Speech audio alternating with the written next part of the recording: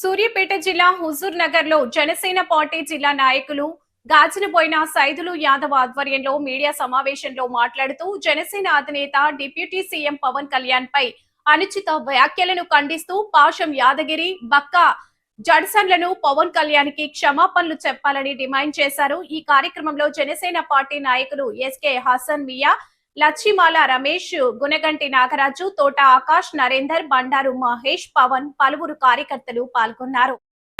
జై జనసేన.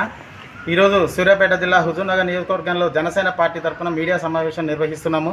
దీనికి ముఖ్య ఉద్దేశం ఏంటి అంటే గత 2-3 రోజులుగా ప్రొఫెసర్ నాగేశ్వర గారు చేసినటువంటి తప్పుడు విశ్లేషణలు, ఆయన ఊహాజనితమైనటువంటి విశ్లేషణల వల్ల ఆంధ్ర తెలంగాణలో కొంచెం డిస్టర్బెన్స్ వచ్చింది.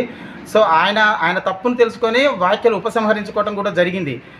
అంతా అయిపోయాక మళ్ళీ నిన్న హైదరాబాద్ ప్రెస్ క్లబ్లో మీటింగ్ పెట్టేసి ఆ రౌండ్ టేబుల్ సమావేశాన్ని పెట్టి పవన్ కళ్యాణ్ గారిని వ్యక్తిగతంగా విమర్శించడానికి ఆ రౌండ్ టేబుల్ సమావేశం అన్నట్టు వాళ్ళు ఇష్టం వచ్చినట్టు ఇష్టరీతిని మాట్లాడారు.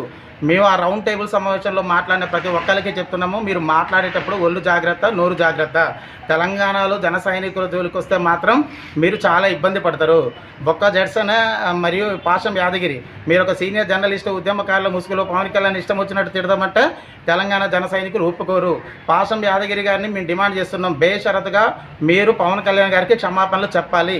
చెప్పకపోతే తెలంగాణ జన సైనికుల దాడిని మీరు ఖచ్చితంగా ఎదుర్కోవాల్సి ఉంటుంది.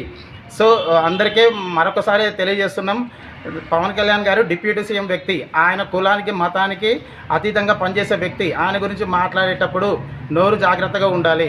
కాబట్టి హెచ్చరిస్తున్నాం. జై జనసేన, జై తెలంగాణ.